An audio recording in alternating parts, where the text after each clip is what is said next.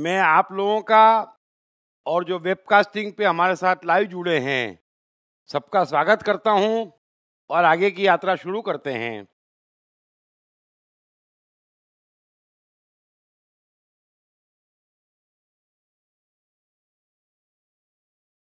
जो आखिरी श्लोक था वो गीता के अध्याय 3 का,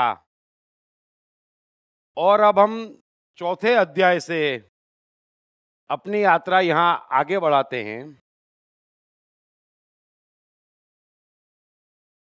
चौथे अध्याय का पहला श्लोक है। कृष्ण बोले, हे अर्जुन, मैंने इस अविनाशी योग को सूर्य से कहा था। सूर्य ने अपने पुत्र वैवस्वत मनु से कहा और मनु ने अपने पुत्र राजा इक्ष्वाकु से कहा।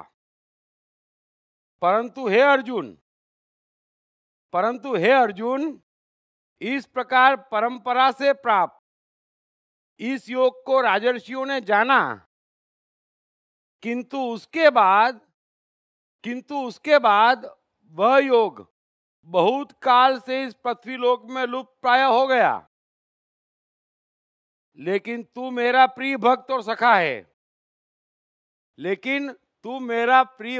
सखा है, इसलिए वही यह पुरातन योग आज मैंने तुझको कहा है, क्योंकि यह बड़ा ही उत्तम रहस्य है, अर्थात गुप्त रखने योग्य विषय है।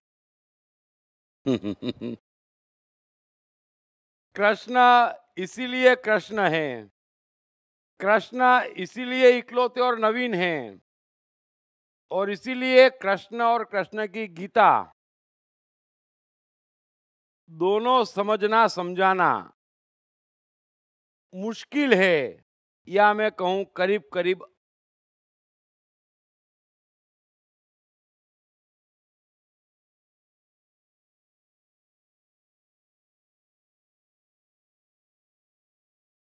मैंने पहले भी कहा था, और ये बात मैं बार बार इसलिए कहता हूं कि जो लोग धर्म पे, गीता पे बोलते हैं, अच्छा करते हैं, उन्हें ध्यान रखना चाहिए कि ये दो व्यक्तियों की बातचीत है। सवाल अर्जुन कर रहा है और जवाब सिर्फ अर्जुन को दिया जा रहा है। ये बात अलग है कि अर्जुन की मनोदशा हम लोगों से मिलती जुलती है, सिचुएशन भी सेम है, हम भी चारों तरफ फंसे हुए हैं और भागना चाहते हैं। हालांकि जिन चीजों से भागना चाहते हैं वो हमारे ही कारण हमारे जीवन में है। जैसे अर्जुन के कारण ही इस समय महाभारत उसके जीवन में है। लेकिन जब महाभारत हम देखते तो भूल जाते कि ये हम ही लेके आए हैं, और हम भी अर्जुन की तरह कहते भागो यहां से। और जब भागना चाहते तो कोई भी ये नहीं कहता कि मैं फंस गया हूं, ये मेरे कर्मों की सजा है, मैं डर गया हूं। वो यही कहता है ये करना ठीक नहीं लग रहा है ना। बहाने सब ऊंचे और अच्छे बनाते हैं।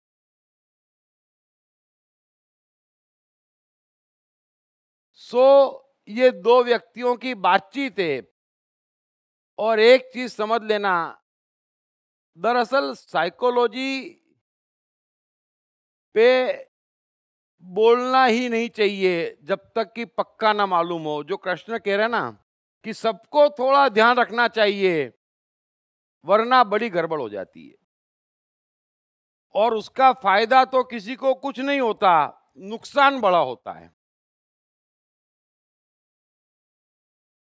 अभी कृष्ण जो कह रहे हैं, कोई कम समझे या ज्यादा, नुकसान का चांस नहीं है।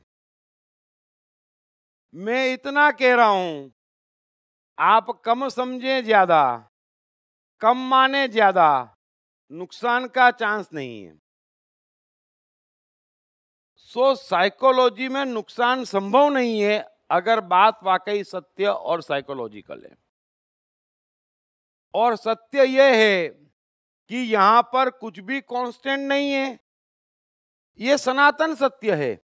अब इतना छोटा सा सत्य भी कोई समझता नहीं। गीता में पूरे समय अगर आप गौर करें, मैं कोई हर श्लोक में कृष्ण की चेतना और अर्जुन की मानसिकता नहीं समझा सकता, लेकिन आप खुद समझदार हैं, लगातार परिवर्तित है।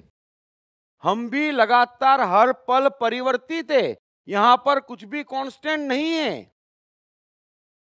पानी आप बर्तन में रखते, क्षण भर में वो बदलता, फिर बदलता, फिर बदलता। आप ये मत सोचना कि आप वही पानी पी रहे हैं जो आपने बर्तन में रखा था। आप भी वो के वही नहीं है। मैं बोलता जा रहा हूं, आप सुनते जा रहे हैं, लेकिन आप रत्ती भर वो के वही नहीं बसते। क्षण भर बाद कुछ भी यहां कांस्टेंट नहीं है। दो व्यक्तियों के रिश्ते भी कांस्टेंट पल भर को नहीं है। या तो कुछ परसेंटेज में प्रेम बढ़ता या घटता, या प्रेम की जगह क्रोध लेता, फिर क्रोध की जगह प्रेम लेता। कांस्टेंट कुछ भी नहीं है। गीता कैसे कांस्टेंट हो सकती? लेकिन जो भी गीता पे बोलते वो ऐसे बोलते जैसे कांस्टेंट है। तो गीता कांस्टेंट नहीं है। अर्जुन की मानसिकता तो बदल ही बदल रही है लगातार। कृष्ण की चेतना के स्वरूप भी बदल रहे हैं, और मेहरबानी करके उसको भी आपको ख्याल में रखना पड़ेगा।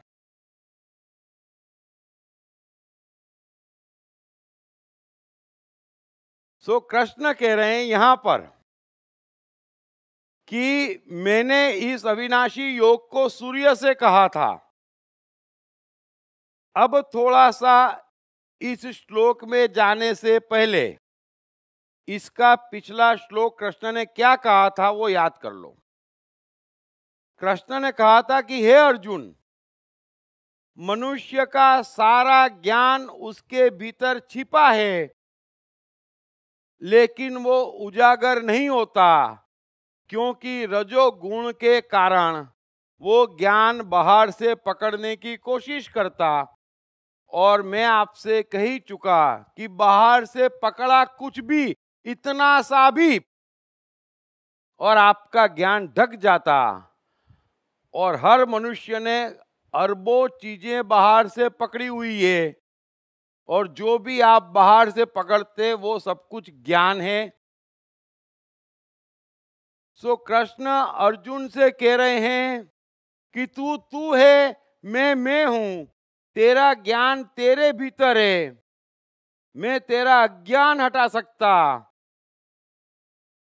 आईना तो है ही, उस पर अगर मैल आ गया है तो मैल पोंछा जा सकता, आईना प्रकट हो जाता। ऐसे ही हमारा ज्ञान है। अज्ञान अगर हटा दिया जाए तो अर्जुन ज्ञान प्रकट हो जाएगा।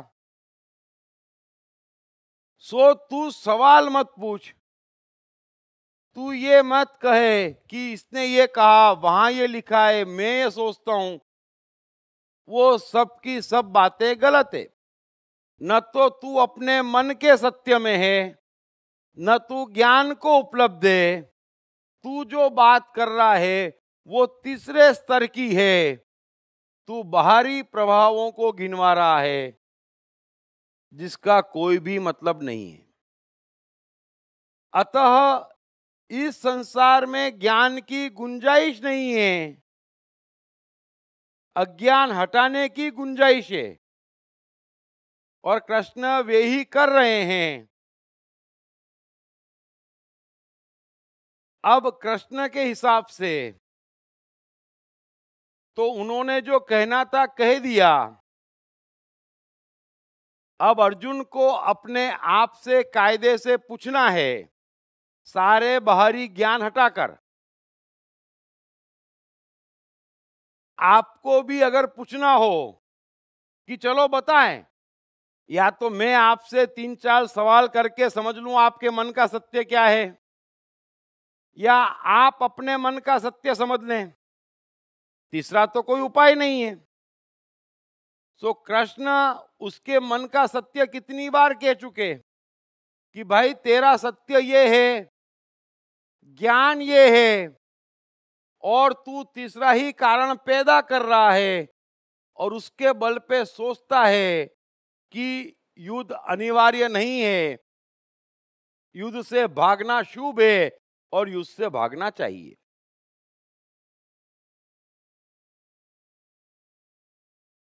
लेकिन ज्ञान भीतर है, मन का सत्य मैंने बता दिया। तू दोनों में से किसी भी एक को पकड़ लेगा तो सवाल जवाब का अंत आ जाएगा और तू युद्ध के लिए खड़ा हो जाएगा।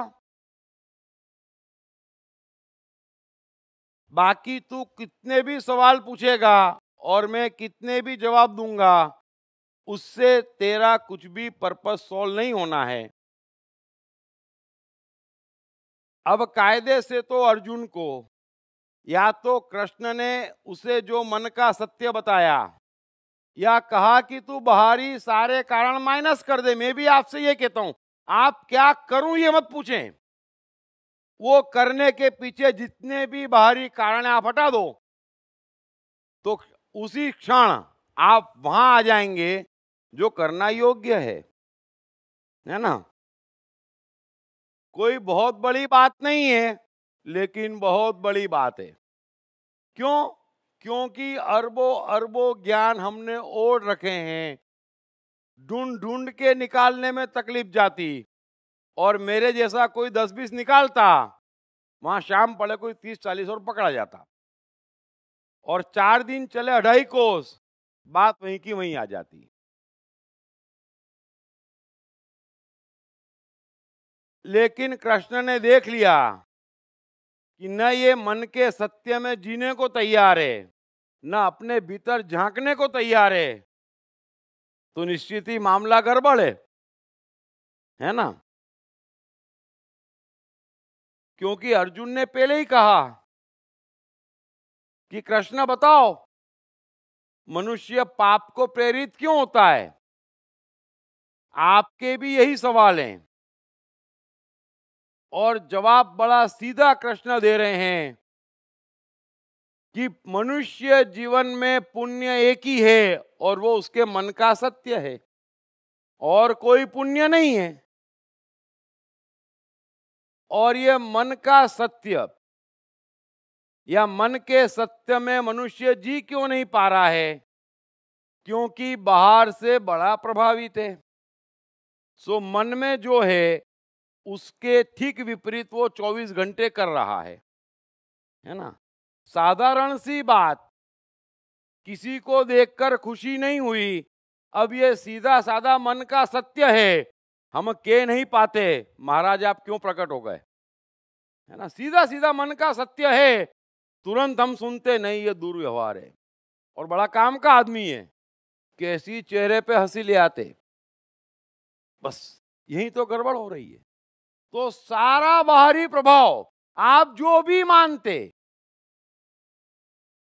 कृष्ण इसलिए बार बार कह रहे हैं कि अर्जुन पाप पुण्य मान अपमान लाभ हानि सफलता असफलता अच्छा बुरा सब काट डाल, इनमें से किसी का ही संसार में कुछ भी एग्जिस्टेंस नहीं है। एग्जिस्टेंस तेरा है और तेरे सत्य का है। सो अर्जुन, तू अर्जुन है, मैं कृष्ण हूं, और तुझे अर्जुन बनना है। मैं भी आपसे कह रहा हूं, आप हैं। आप हिंदू मुस्लिम सिख ईसाई नहीं है। आप Buddha Mahavir Krishna Christ Edison Einstein भी नहीं है। परमात्मा की क्रिएटिविटी इतनी कमजोर नहीं हो गई है कि फोटोकॉपी बनानी पड़े उसे। आप सबके सब ओरिजिनल पीस हैं। अब ओरिजिनल पीस कैसे बनेगा? कोई भी आदमी ओरिजिनल पीस कैसे बनेगा? अपने ही ज्ञान से बनेगा, बाकी कोई दूसरा रास्ता नहीं है। मेरे भीतर का जो ज्ञान है वो मुझे मैं बना सकता। अगर मैं ज्ञान बाहर से लूंगा तो मैं नहीं बन सकता। मैं कुछ और बन नहीं सकता और खोटे प्रयास में लगाऊं। बुद्ध क्या करते थे, मैं भी करता हूं। अरे भाई, बुद्ध कर चुके, बुद्ध जा चुके, तुम बुद्ध नहीं बन सकते, प्रोसेस में बुद्धू बन रहे हो। साधारण सी बात क्यों नहीं समझ रहे हो? बड़ी सीधी बात कह रहा हूं। आप ज्ञान लेते क्या है? अरे आप आपके अलावा कुछ बन नहीं सकते। सूर्य कितना ही ज्ञान ले ले, चांद किस मटेरियल से बना है, क्या उसकी प्रोसेस है, कैसे वो ठंडक देता, कितना ही ज्ञान ले ले, कितने ही पूजा पाठ कर ले, कितना ही मंत्र कर ले, जिन्हें आप भगवान कहते सब वहीं खड़े हो जाओ उसके सामने, सूर्य उनको नमस्कार भी कर ले, तो भी चांद नहीं हो सकता। सूर्य सूर्य ही हो सकता है। तो आप भी आप ही हो सकते हैं, और अगर आप नहीं होते तो आप बर्बाद हो सकते हैं। तीसरा कोई ऑप्शन नहीं है। सो अर्जुन अर्जुन है। कृष्ण कह रहे हैं कि तेरा ज्ञान भीतर है, तुझे इस क्षण क्या करना वो तेरे भीतर है, तू भीतर जा और उसको फॉलो कर। लेकिन अर्जुन के लिए यह समझना, क्षण भर में भीतर जाना कोई मजाक तो है नहीं। और कृष्ण भी जानते कि ये मुझे कोई सीरियसली सुन तो रहा नहीं है ना। उसका पूरा ध्यान तो वहां लगा है कि युद्ध से कैसे भागूं, मैं जान कैसे छुड़ाऊं। उसको इस समय उल्टा ऐसा लग रहा होगा कि बोले क्यों चले जा रहे हैं, मुझे समझा क्यों रहे हैं कि युद्ध करो। वो समझते क्यों नहीं कि युद्ध नहीं करना चाहिए। यानी अर्जुन चाहता है कि कृष्ण उसकी बात समझे, और कृष्ण चाह रहे हैं कि अर्जुन मेरी बात समझे। तो समझने का तो सवाल ही नहीं है। दोनों सूरतें अपनी अपनी जगह अटल है। ऐसा मत समझना कि अर्जुन कृष्ण को ज्ञान नहीं दे रहा है, बराबरी पे कोशिश में लगा है कि कृष्ण का मन बदले, है ना, कुछ समझे, और बोले अर्जुन तू ठीक कहता है, भाग जा, भाग जाना चाहिए। अर्जुन तो गलत कोशिश में लगा ही है। कृष्ण को हिलाया नहीं जा सकता, सो हिलना तो अर्जुन को ही पड़ेगा, और कृष्ण हटने वाले नहीं अपनी जगह से। सो कृष्ण ये सारी बातें जानते। अब जब वो सीरियसली नहीं सुन रहा है तो कृष्ण को समझ में आ गया कि ऐसे काम चलने वाला नहीं है। तो कृष्ण ने सीधा गियर चेंज कर दिया। कृष्ण कह रहे अर्जुन, ये जो अभी मैंने तुझे कहा ना, ये मैंने सूर्य से कहा था, है ना। और सूर्य ने अपने पुत्र वेमनस्य से कहा, उसने मनु से कहा, और किसी तरह से कुछ ज्ञानियों ने भी इसे जान लिया, सुन लिया। यानी कि ऑर्डिनरी बात नहीं है ना। तो कृष्ण ने कोई सूर्य से कहा नहीं, सूर्य सुन सकता भी नहीं, कृष्ण सूर्य से कह सकते भी नहीं। लेकिन ऐसे भी मनुष्य हैं जो 5000 नहीं, सीधे 50,000 साल पहले चले जाते। उनकी बुद्धि चेतना इतनी ही चलती कि कृष्ण ने सूर्य से कहा, इतना भी नहीं मालूम, न सूर्य सुन सकता, और कम से कम सूर्य की छोड़ो, कृष्ण को तो मालूम है किसे कहना और किसे नहीं कहना। मतलब आप सूर्य का नहीं, कृष्ण का अपमान कर रहे हैं कि कृष्ण ने कुर्सी को गीता सुनाई, टेबल को सुनाई। अरे हम कहां मर गए थे, हैं? तो थोड़ा समझना। तो कृष्ण एक एक से ऊंची दे रहे हैं हमारी भाषा में कि सुन सुन अर्जुन, ये तो मेरे मुंह से निकल गया, बाकी ये मैंने सूर्य से कहा था पहले, फिर उसने उसके पुत्र से कहा, फिर उसने उसके पुत्र से कहा, अब सूर्य के भी पुत्र होने लग गए क्या? होते हैं, ऐसे भी लोग हैं, चेतना 50,000 वर्ष पुरानी है और गीता पे चर्चा करते। हम डे टू डे में भी यही करते। कोई हमारी बात सीरियसली नहीं सुनता है ना, हम किसी को धमकाते, पहले वो नहीं डरता तो हम क्या कहते, जानता है मेरे भाई से कैसे संबंध है, अब भाई का हमने नाम भी नहीं सुनाओ। लेकिन क्या करें, महत्व तो देना पड़ना अपनी बात का। हम बच्चों के साथ भी यही करते, वो अगर एक दो बार में नहीं सुनता तो कुछ ऊंची देते, सब आपस में कोशिश करते। तो ये बड़ी साधारण सी बात है। अगर आप मेरी बात को गंभीरता से नहीं ले रहे हैं, लेकिन क्या करें, अभी हम साइंटिफिक युग में हैं और गलती से आप लोग इंटेलिजेंट हैं, तो मैं कृष्ण की तरह आपसे कह नहीं सकता कुछ, है ना। लेकिन वहां अर्जुन है, डरा हुआ है, तो कृष्ण ने बोला अब एक ही इलाज है कि भैया देख, एक ही ज्ञान है अपने भीतर जाने का, और यही ज्ञान मैंने सूर्य को दिया था, उसने उसके पुत्र को दिया, उसने उसके पुत्र को दिया। और फिर हे परंतप अर्जुन, मेरी बात ध्यान से सुन। इस प्रकार परंपरा से प्राप्त हुए इस योग को कुछ राजर्षियों ने जाना, किंतु उसके बाद यह योग बहुत काल से इस पृथ्वीलोक में लुप्त प्राय हो गया है। यानी कि उपलब्धि नहीं है, ये तो मैंने तेरे को कह दिया, बाकी किसी को मालूम ही नहीं है रहस्य। ये एक ऐसा ऊंचा रहस्य, एक ऐसी जादू की छड़ी तुझसे कही। यहां कृष्ण गलत नहीं कह रहे हैं, वो श्लोक जादू की छड़ी है, लेकिन जादू की छड़ी को भी जब कोई कमजोर माने, आप किसी को कोहिनूर दे रहे हैं और वो उठा के कहीं डस्टबिन में डाल दे, तो आप क्या करेंगे? आप कहेंगे ना, जानता है कोहिनूर क्या है? अब जानता है मैं, कृष्ण वहां तक पहुंच गए। तो कृष्ण कह रहे हैं कि ये बड़ा गुप्त रहस्य है, लेकिन पृथ्वीलोक से लुप्त हो गया। फिर आगे बड़े प्रेम से कह रहे हैं कि सुन अर्जुन, तू मेरा प्रिय भक्त और सखा है। कमाल है कृष्ण का भी।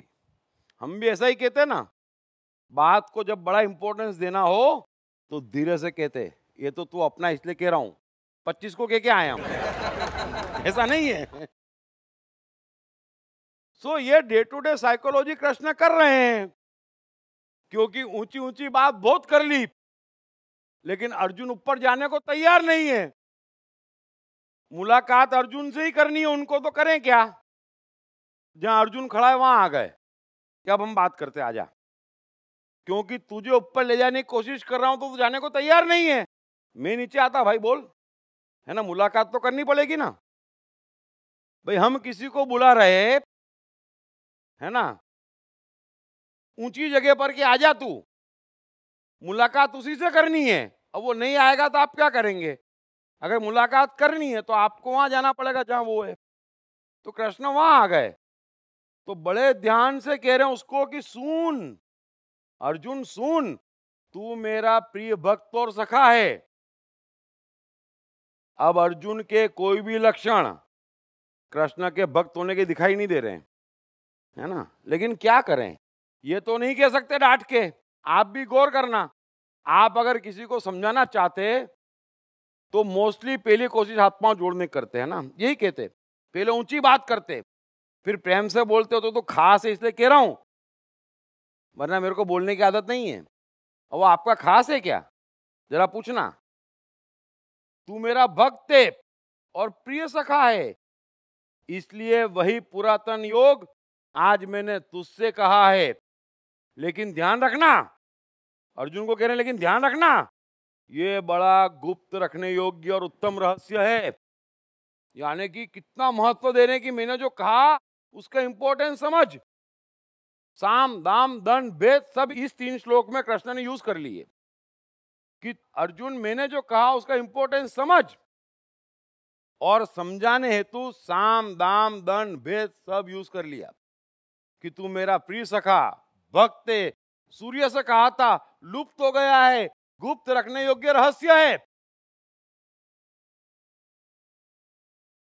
अब इससे ज्यादा तो कृष्ण कुछ भी नहीं कर सकते। अब जो कुछ भी करना है अर्जुन को करना है, ये बात भी बड़ी सीधी और साफ है।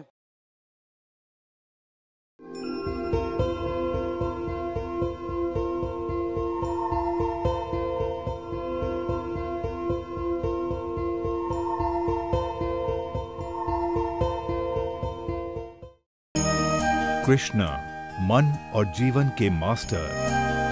कृष्ण एक प्रेमी, एक कलाकार, एक गुरु, एक राजनेता, एक व्यवसायी। कृष्ण शून्य से सृजन करने का एक श्रेष्ठ उदाहरण। कृष्ण जो कठिनतम परिस्थितियों में भी हंसते हुए जीने की कला सिखाते हैं। कृष्ण जिन्होंने जीवन का हर युद्ध जीता। दीप त्रिवेदी द्वारा लिखित किताब मैं कृष्ण हूँ। ये किताब कृष्ण के संपूर्ण जीवन पर रिसर्च करने के बाद कुछ इस साइकोलॉजिकल अंदाज में सिलसिलेवार रूप से लिखी गई है कि जिसे पढ़ते पढ़ते आपका जीवन भी बदलता चला जाएगा। मैं कृष्ण हूँ। ये किताब अंग्रेजी, हिंदी, मराठी तथा गुजराती में एक साथ atmanestore.com साथ ही सभी प्रमुख ई-कॉमर्स साइट्स पर भी उपलब्ध है। सो अर्जुन ने कृष्ण की बातें सुन ली, वो श्लोक भी सुन लिया जो कृष्ण ने कहा कि ज्ञान भीतर है, ये भी सुन लिया कि यह अर्जुन के अलावा किसी को नहीं मालूम, और ऐसा कमाल का ज्ञान है जो कृष्ण ने सूर्य को दिया था। ये तो तू मेरा प्रिय है ना, इसलिए मैंने तुझसे कहा, बाकी किसी को कहता भी नहीं, मैं सब कह दिया कृष्ण ने अपनी तरफ से। अब अर्जुन बोला सुनते ही कि महाराज कृष्ण, आपका जन्म तो अर्वाचीन यानी अभी हाल का है। जुम्मे जुम्मे 2-3 साल का हम दोनों में फर्क है, हैं? आपका जन्म तो अभी हाल का है, अर्वाचीन है, और सूर्य का जन्म बहुत पुराना है ना? इतना तो मुझे भी मालूम है कि सूर्य बहुत पुराना है और आप अभी के हैं। तब मैं इस बात को कैसे समझूं कि आप ही ने कल्प के आदि में सूर्य से ये योग कहा था? ये तो बुरे फंस गए कृष्ण, बोलते तो बोल गए। और अर्जुन ऐसे ही किसी मौके की तलाश में था कि कृष्ण से कोई चूक हो जाए और चढ़ बैठे।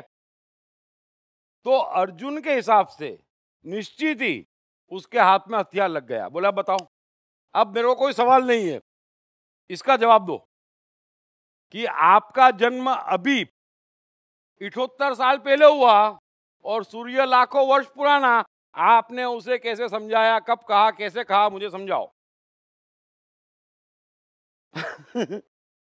अर्जुन भी अर्जुन है और कृष्ण भी कृष्ण है, और यही गीता का मजा है। खैर, अब कृष्ण क्या कहे? अब कृष्ण, देखो कृष्ण की बात समझे। अब आप खुद भी समझदार हैं। अगर कोई बात हम कहते कहे जाते और सामने वाला बोल दे चलो, तो फंस जाते। उस समय क्या करना ये समझ में नहीं आता। अब कृष्ण अर्जुन से ये तो किसी कीमत पे नहीं कह सकते कि मैंने सूर्य से नहीं कहा था। दूसरी बात भी समझ ले, कृष्ण ये सिद्ध नहीं कर सकते कि उन्होंने सूर्य से कहा था।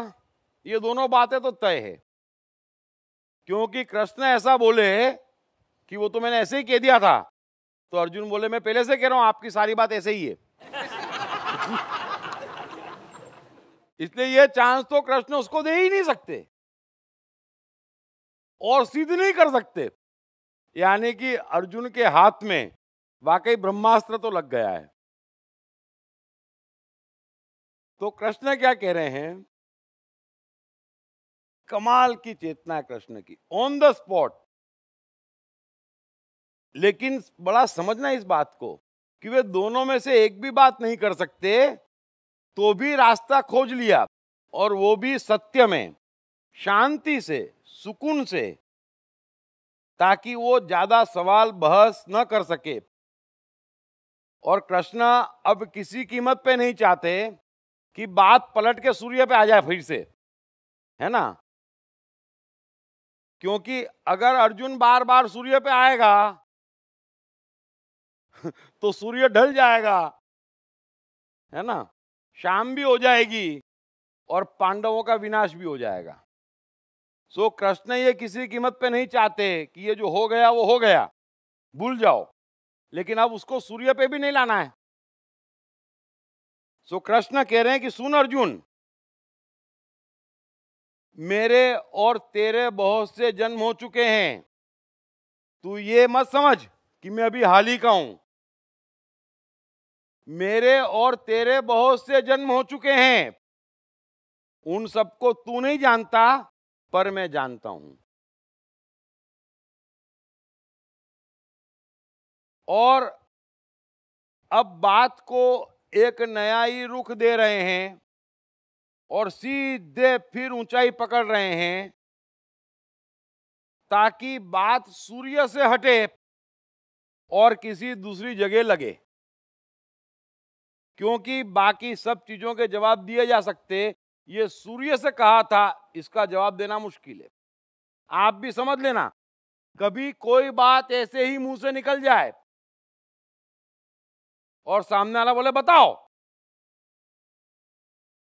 और आप नहीं चाहते कि वो बात आगे बढ़े, तो दूसरा उपाय एक ही बचता है साइकोलॉजी में, और कोई ऊंची बात कह दो, ध्यान डाइवर्ट कर दो। बड़ा साफ समझना।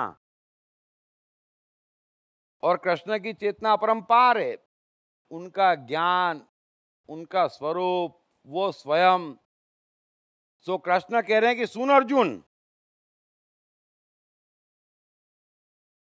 मैं अजन्मा और अविनाशी स्वरूप होते हुए भी तथा समस्त प्राणियों का ईश्वर होते हुए भी अपनी प्रकृति को अधीन करके अपनी योग माया से प्रकट होता हूं।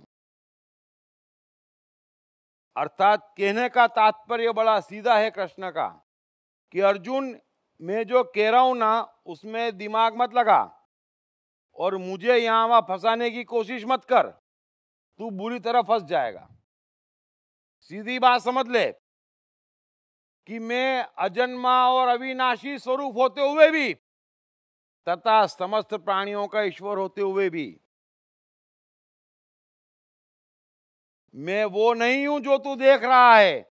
मैं सिर्फ शरीर नहीं हूं, तेरा मित्र नहीं हूं, उतना ही मेरा परिचय नहीं है। मेरा परिचय उससे भी बहुत बड़ा है।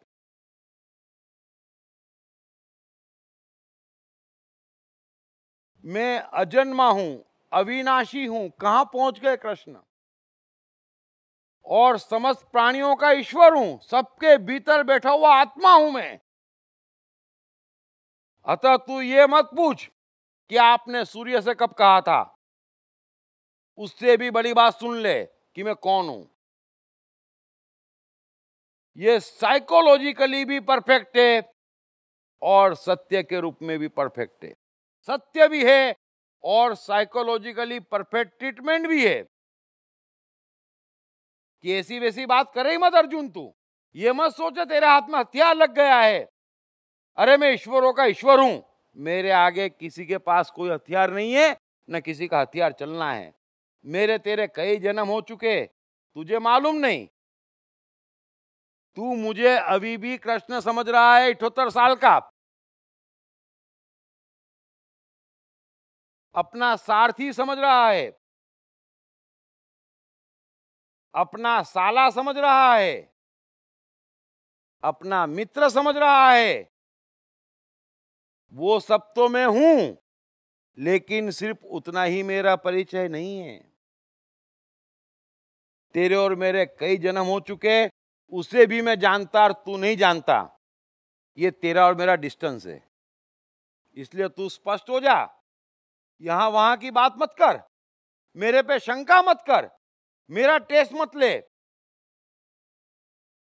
इन सब चीजों में समय बिगाड़ेगा तो नुकसान तेरा है। तू जो सामने कृष्ण खड़ा है उसके बाहर का कृष्ण देख, वो अजन्मा है, अविनाशी है, सबका ईश्वर है, लेकिन अपनी योग माया को अधीन करके सबके सन्मुख प्रकट होता है। ब्यूटीफुल। क्या योग माया है? आप भी कृष्ण की तरफ प्रकट हो सकते, अपनी प्रकृति को अधीन कर लीजिए, जो आपको 24 घंटे यहां वहां दौड़ा रही है। ये जितना भी ज्ञान आपने बाहर से लिया है उसको शून्य कर दीजिए। अरे पोथी पढ़ पढ़ जग मुआ, पंडित हुआ न कोई, 2.5 अक्षर प्रेम को पढ़े सो पंडित होए। अगर आपको पंडित ही होना है, अगर आपको परमात्मा ही होना है, तो इतना सा ज्ञान काफी है कि बाहर सब अज्ञान है। आपके मन के सत्य से बढ़कर आपके लिए ज्ञानी कोई नहीं है। तो कृष्ण कह रहे हैं कि ये रजोगुण जो बाहर भगाता है, जो अपनी दुनिया से बाहर की दुनिया में ले जाने वाला है, ऐसे प्रकृति के गुणों को मैं अधीन करता हूं और फिर परमात्मा के स्वरूप में प्रकट होता हूं। ब्यूटीफुल। इसलिए अर्जुन मेहरबानी कर, इतनी बातें कह चुका, अब तो थोड़ा मेरा विश्वास कर, मेरे पे शंका मत कर। मैं भी आपसे कह रहा हूं, आप कृष्ण पे विश्वास करें, आप कहां से कहां पहुंच जाएंगे जिसकी आपको कल्पना नहीं है, और आप जमाने भर पे विश्वास करके कहां से कहां पहुंच चुके हैं ये आपको मालूम है।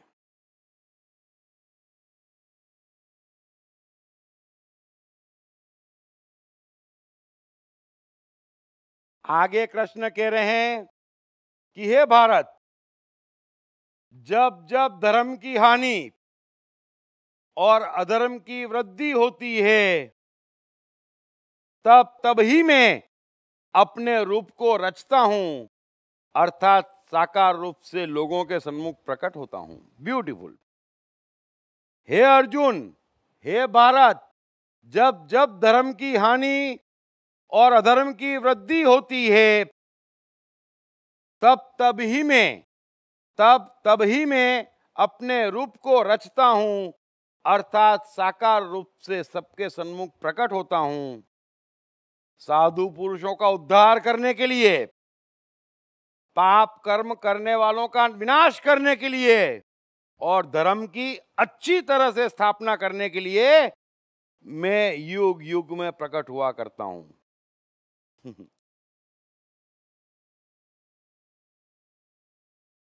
अब कृष्ण अपनी उसी घोषणा को, कृष्ण की चेतना अब उस ऊंचाई पे पहुंच गई है अर्जुन का सवाल सुन के। ये कैसी बातें कर रहा है ये? अरे मैं शराफत से कह रहा हूं तो बात सुनने को तैयार ही नहीं है।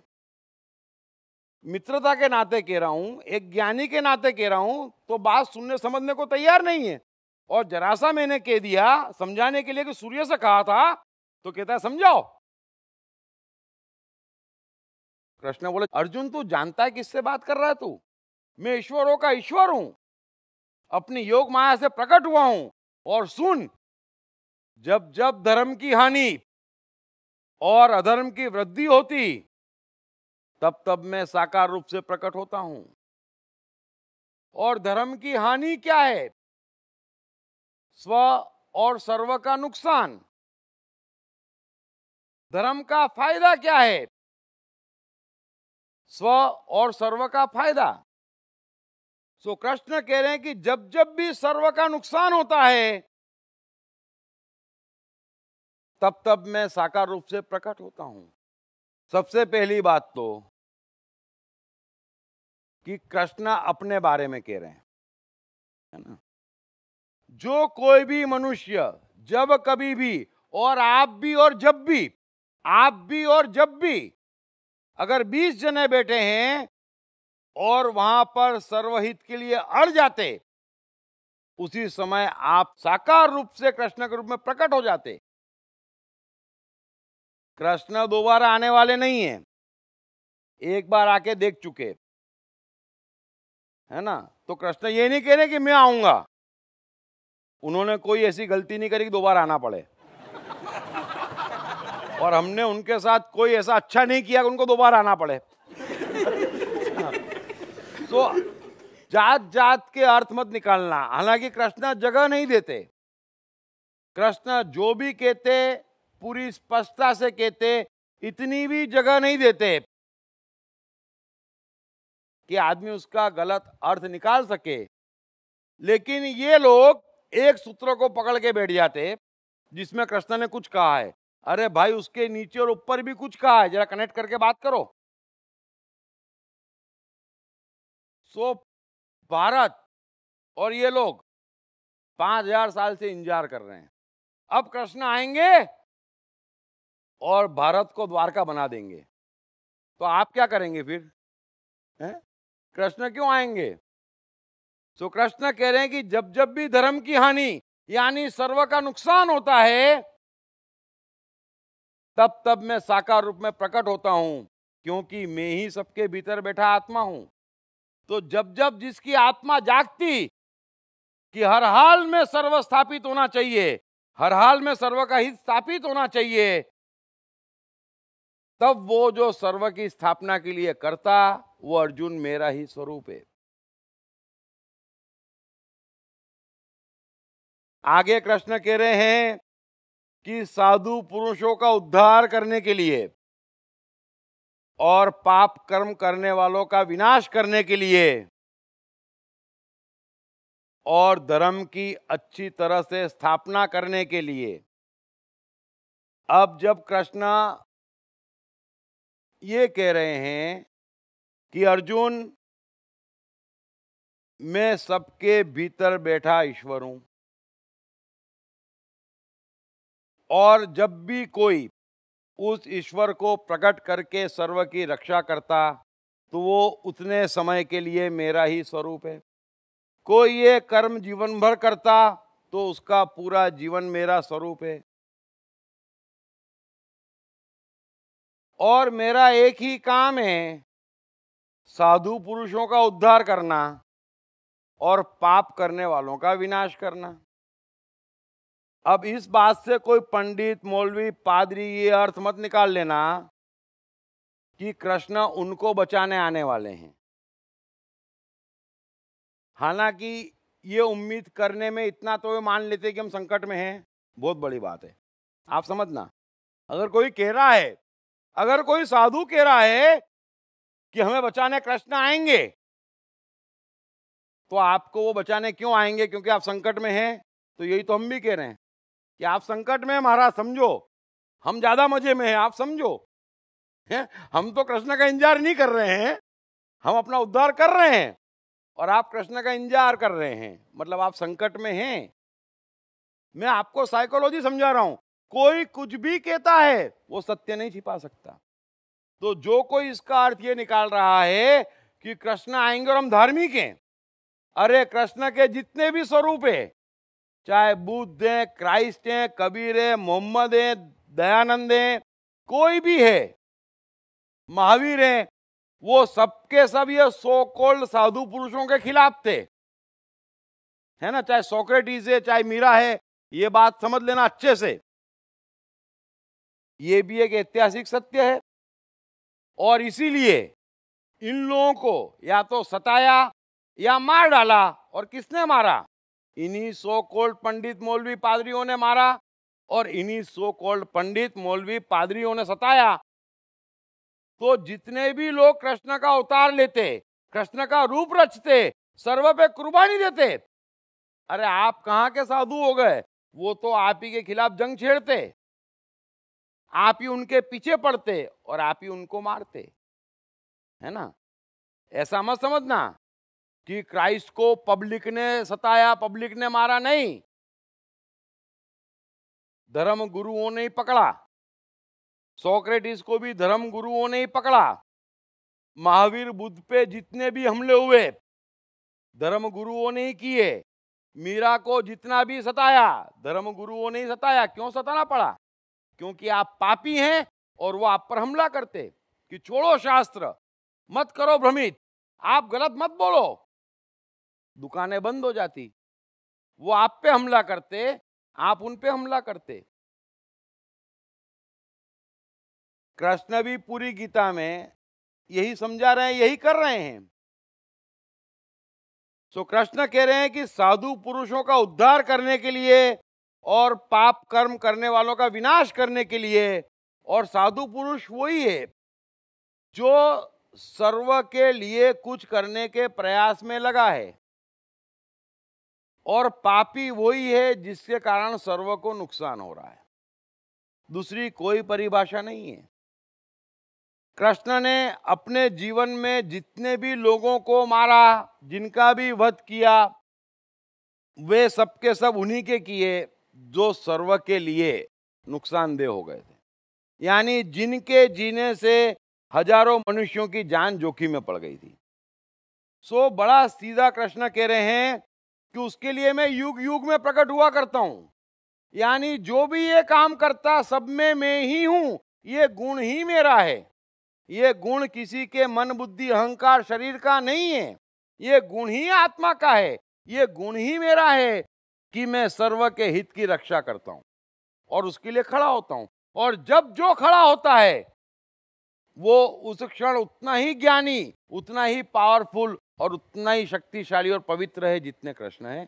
जब भी आप सर्व की रक्षा के लिए खड़े हो जाते, चाहे परिवार हो, ऑफिस हो, जहां पे भी, पूरे सर्व को छोड़ें, छोटे सर्व की रक्षा के लिए भी, लेकिन उसके लिए भी सर्व का कैलकुलेशन कि सबसे ज्यादा हित काय में है, ये समझ में आ जाए तो सब प्रॉब्लम सॉल्व हो जाए। हालांकि ये मन की गहराइयों का विषय है, बुद्धि से आप कैलकुलेट नहीं कर सकते, अपनी समझ से नहीं कर सकते। बड़ी शार्प आंख चाहिए जो भीतर है।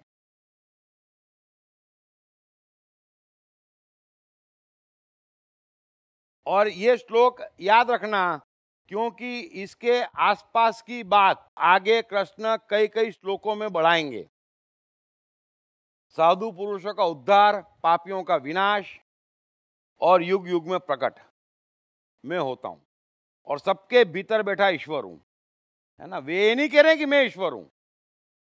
मेरा ईश्वर मैं हूं, आपका ईश्वर आप हैं, सबके भीतर बैठा जो ईश्वर है वो मैं हूं। इसलिए अर्जुन, तू मेरा शरीर देख रहा है, वो ईश्वर नहीं है। और जब कृष्ण कह रहे कि मेरा शरीर ईश्वर नहीं है, तो इतना तो हम समझदार हैं कि उनकी मूर्ति ईश्वर नहीं हो सकती, है ना।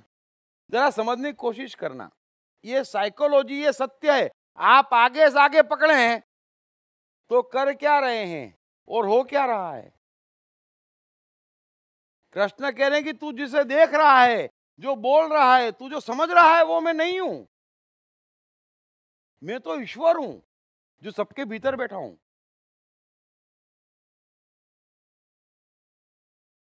साक्षात कृष्ण अपने शरीर को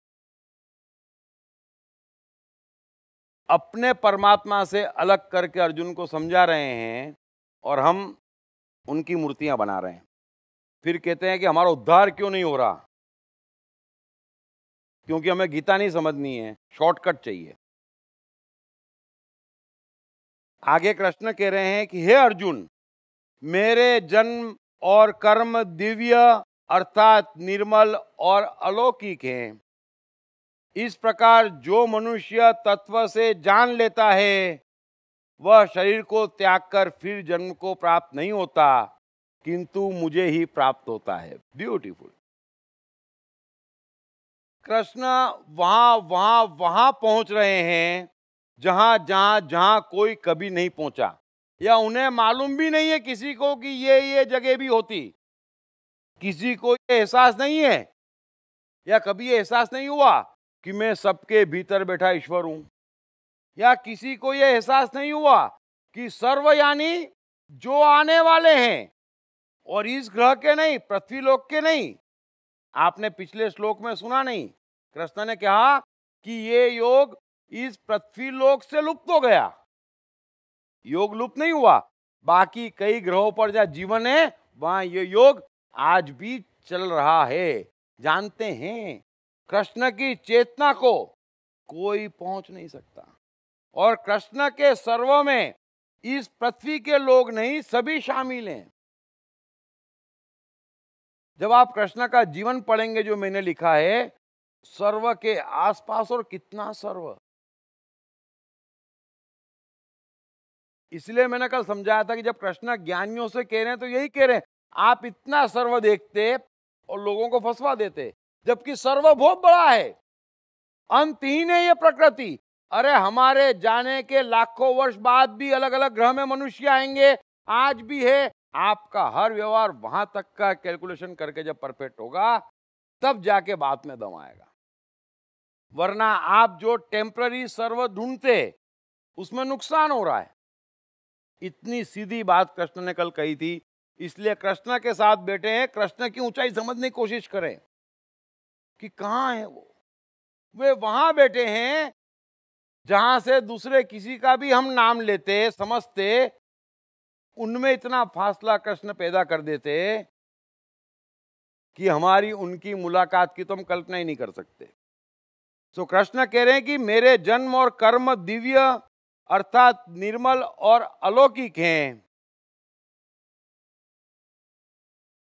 इस प्रकार जो मनुष्य तत्व से जान लेता है वह शरीर को त्याग कर फिर जन्म को प्राप्त नहीं होता, किंतु मुझे ही प्राप्त होता है। आहा, अब कृष्ण उस जगह पर है जहां ये भी नहीं कह रहे हैं कि वो परमात्मा को प्राप्त हो जाता है। अरे परमात्मा कौन? मैं।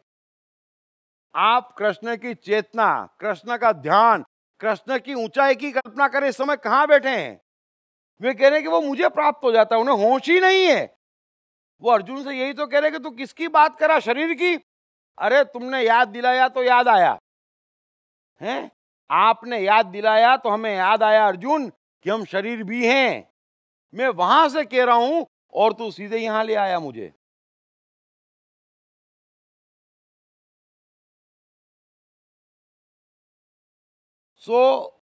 मेरे जन्म और कर्म दोनों दिव्य अर्थात अलौकिक हैं।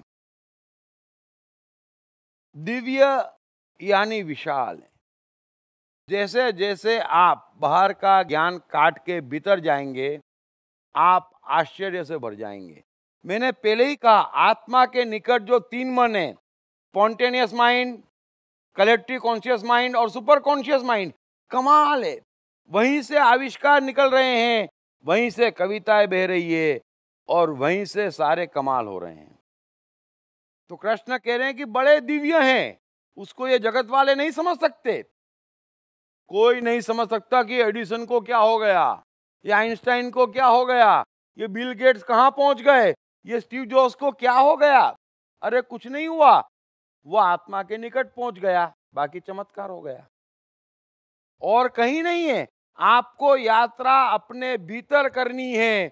जितना काट काट काट के आत्मा के निकट पहुंचेंगे, एक से एक शक्तिशाली मन है। तो कृष्ण कह रहे हैं कि मेरे जन्म और कर्म दिव्य हैं, अलौकिक हैं। ऐसा नहीं है कि कोई दोहा कबीर ने कहा फिर उसे कोई दूसरा कभी कहेगा, ऐसा नहीं है। अलौकिक हैं। एक चेहरा जिसने पा लिया, एक जीवन जिसने पा लिया, वो दोबारा नहीं आता। अरे अर्जुन, जो क्षण बीत जाता है वो कभी दोबारा नहीं आता। खरबों खरबों वर्ष हो जाए और खरबों बीता हुआ क्षण लौट के नहीं आता। मेरे कर्म और जन्म दोनों अलौकिक हैं, इसी पल में है। कुछ भी डुप्लीकेशन नहीं है, कोई फोटोकॉपी नहीं है, चाइना की कोई इन्फ्लुएंस मेरे काम में नहीं है। समझ लेना आप। अब ये सारे के सारे चाइनीज माल बना रहे हैं कि आओ हम आपको बुद्ध बनाते। अरे महाराज, ये चाइनीज ट्राई हो गया, हम बनने आए हैं, हम बुद्ध कैसे बनेंगे? और हम बुद्ध बन भी गए तो फायदा क्या? कुछ नया तो करेंगे नहीं, कुछ नया कहेंगे नहीं। तो जिनको बुद्ध से समझना है वो बुद्ध से समझ ही लेंगे। अब मेरे वापस बुद्ध बनने से सर्व का क्या फायदा होगा? अव्वल तो बन नहीं सकता, और बन भी गया तो क्या फायदा होगा।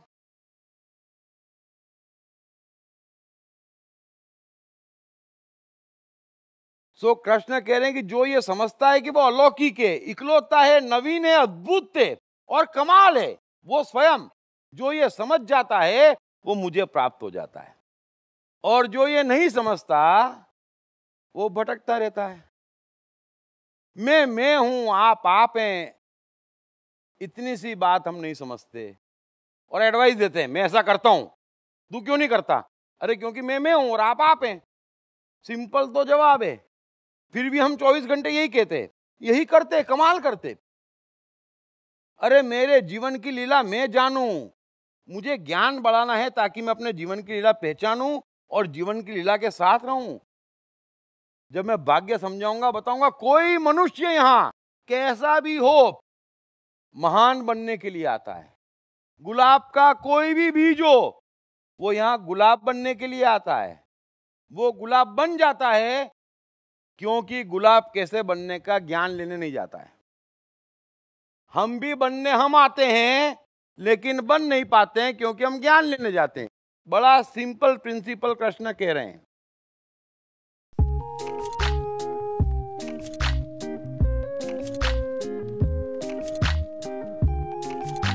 हाय, मेरा नाम शील कुमार अवस्थी है और मैं बैंक में काम करता हूँ as a senior manager. My name is Omkar Kulkarni and I'm a engineering student. मेरा नाम जयराम प्रसाद है, मैं सेल्फ एम्प्लॉयड हूँ। मैंने इनकी बुक पढ़ी I am the mind. Sir ने I am the mind book में बहुत क्लियरली मेंशन किया है कि माइंड किस तरीके से वर्क करता है, कैसे प्रॉब्लम्स को क्रिएट करता है और इसका सोल्यूशन क्या है लाइफ में। It's a really great book that I've come across in so many years. I've read many books but this one stands apart. इस पुस्तक की सरल भाषा, साधारण ढंग से मन का क्लासिफिकेशन ने मुझे बहुत प्रभावित किया है। I have read the book. It clearly identifies, explains the difference between your brain and the mind. All the 7 states of the mind are clearly defined in that book and that's the best thing about the book. So it's a very nice book written in a very clear language. मेरा तो मानना है, मैं मन हूँ पुस्तक हर व्यक्ति को पढ़ना चाहिए। ये जिंदगी को आसान बनाने का सरलतम तरीका है। अगर ये आई एम द माइंड एक बार समझ में आ गई, it is going to make the magic in the life.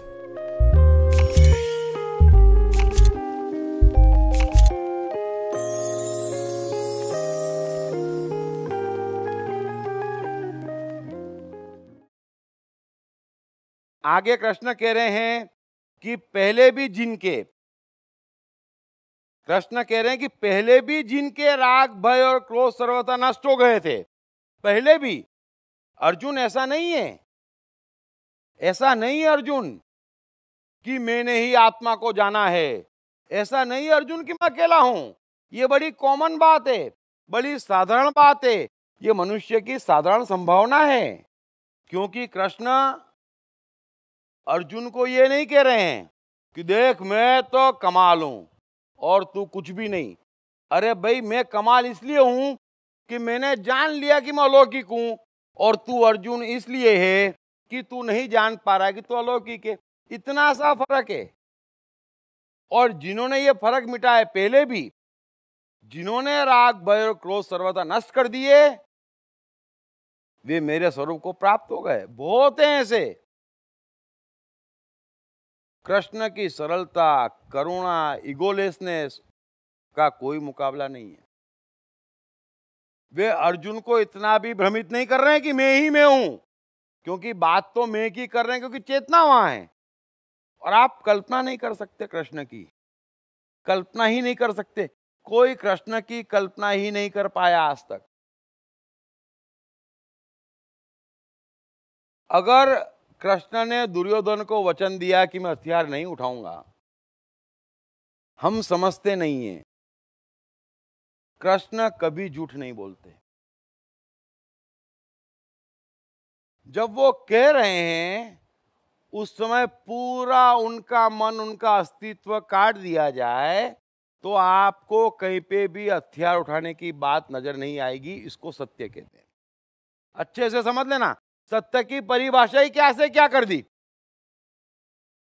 लेकिन जब हथियार उठाया तब उनके पूरे अस्तित्व में वचन दिया था ऐसा याद ही नहीं है, कौन याद रखता है?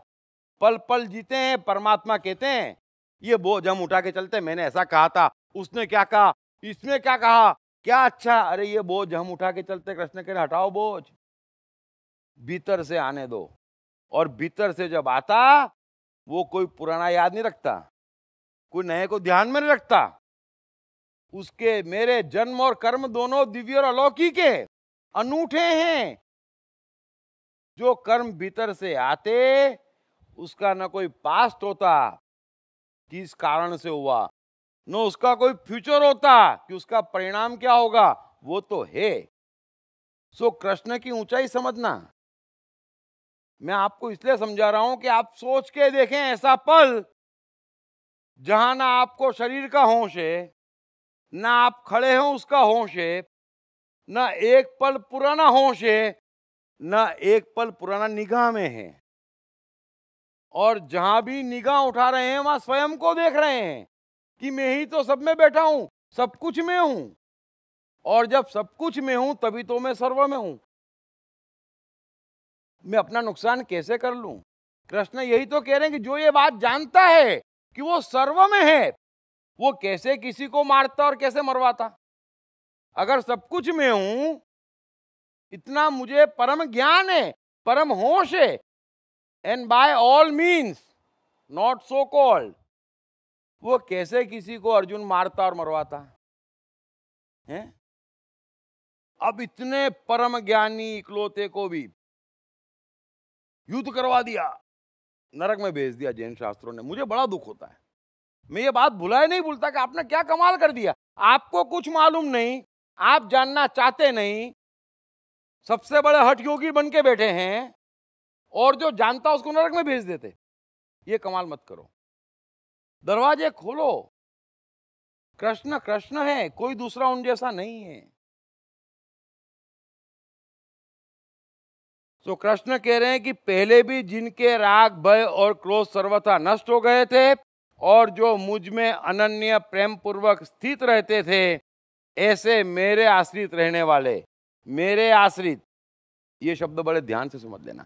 मेरे आश्रित यानी कृष्ण कह रहे हैं कि मैं सबके भीतर बैठा परमात्मा हूं, और जो उस परमात्मा के यानी जो अपने परमात्मा के आश्रित हो गया, यानी बाहर के तमाम प्रभावों से मुक्त हो गया और सारी रोशनी अपने भीतर के परमात्मा से ले रहा है, ऐसे कई लोग कृष्ण हो चुके। और अर्जुन, तू भी रोशनी अपने भीतर से ले, वही तेरा कृष्ण है।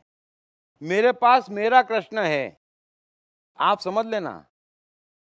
कृष्ण के पास उनका कृष्ण था, कृष्ण कह रहे हैं कि तुम्हारा कृष्ण तुम्हारे पास है। उसी की शरण में जाना, उसी से पूछना, वहीं से रोशनी आएगी, वहीं से ज्ञान आएगा। और जिन्होंने वहां से लिया, ऐसे हर युग में हजारों लोग हुए हैं और मेरे स्वरूप को प्राप्त हो चुके हैं। इसलिए मैं कोई इकलौता, अद्भुत, नवीन या परम नहीं हूं, है ना। इसलिए तू इस चक्कर में भी मत पड़ना, यह हर मनुष्य की संभावना है। अब एक श्लोक है, अब इस श्लोक की मेहरबानी करके अगेन एक बहुत बड़ा विज्ञान कृष्ण ने कहा है, बड़ा ही सीधा और साफ है। कृष्ण कह रहे हैं कि हे अर्जुन, जो भक्त मुझे जिस प्रकार भजते हैं, हे अर्जुन तू एक बात स्पष्ट समझ ले, जो भक्त मुझे जिस प्रकार भजते हैं ना, मैं भी उनको उसी प्रकार भजता हूं। क्योंकि सभी मनुष्य सब प्रकार से मेरे ही मार्ग का अनुसरण करते हैं, उनके पास दूसरा कोई मार्ग नहीं है। लेकिन मेरी ब्यूटी ये है कि जो भक्त मुझे जैसे भजते हैं ना, मैं भी उन्हें वैसे ही भजता हूं।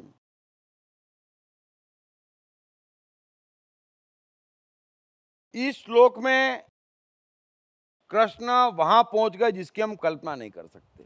कृष्ण बार बार कहां से कहां पहुंच रहे हैं जहां कभी कोई नहीं पहुंचा। कभी कहते हैं कि तेरे और मेरे कई जन्म हो चुके जिसे मैं जानता तू नहीं जानता। कभी कहते हैं कि अर्जुन सुन, आत्मा ना मरता ना मारता, आत्मा का कुछ बनना बिगड़ना नहीं है। आत्मा ना मरता ना मारता, आत्मा का कुछ बनना बिगड़ना नहीं है। इसलिए हिंसा शब्द ही गलत है। आप समझ लेना, हिंसा भी गलत है, ज्ञान भी गलत है, क्योंकि दिया नहीं जा सकता। कृष्ण अंतिम और ऊंची साइकोलॉजी कह रहे हैं कि आत्मा अमर है और सब कोई आत्मा है, इसलिए हिंसा संभव नहीं है। जो मरता और मारता है और जो ऐसी बातें करता है वो मन बुद्धि अहंकार शरीर में जी रहे हैं, तो वो तो मरने ही वाला है, वो तो सबके सब मरने ही वाले हैं, उसके लिए रोने का कोई कारण नहीं है। और हमारे सारे रोने मन बुद्धि अहंकार के हैं, आत्मा का रोना नहीं है। फिर कहते कि सबके भीतर बैठा ईश्वर में हूं। फिर जने कहां पहुंचते, कहते पहले भी कई लोग मुझे प्राप्त हो चुके हैं जिनको ज्ञान हो गया, और अब कहने कि अर्जुन सुन ले, क्योंकि तू तरह तरह के सवाल पूछ रहा है और मेरी परीक्षा ले रहा है, बीच बीच में मुझ पर शंका भी कर रहा है। और सूर्य को कहा था, ये क्या कह दिया कि तुमने मुझे फंसाने में कोई जगह बाकी नहीं रखी थी, है ना। लेकिन अर्जुन सुन ले, मैं महाज्ञानी करुणावान और अंतिम हूं, मेरे ऊपर की कोई सत्ता नहीं है। लेकिन दिक्कत ये, अर्जुन मेहरबानी करके सुन ले, तू ये जितने भी तू कर रहा है कार्य, जितने भी भावों में घूम रहा है, तू अच्छे से समझ लेना मेरा स्वभाव, तू मेरी साइकोलॉजी समझ लेना। अब ये परमात्मा की साइकोलॉजी बता रहे हैं कृष्ण। कृष्ण कह रहे हैं कि जो भक्त मुझे जैसे बचता है, वो मेरे साथ जैसा भी व्यवहार करता है, मैं भी बिना अपवाद के उसके साथ ठीक वैसा ही व्यवहार करता हूं। ये मेरी साइकोलॉजी है। और जैसे हर मनुष्य, हर कण सब कुछ बंधा हुआ है, मैं परमात्मा भी इस नियम से बंधा हुआ हूं। यानी कि कर्म करने को मैं भी स्वतंत्र नहीं हूं। बड़े ध्यान से समझ लेना कृष्ण क्या कह रहे हैं, कर्म करने को मैं भी स्वतंत्र नहीं हूं,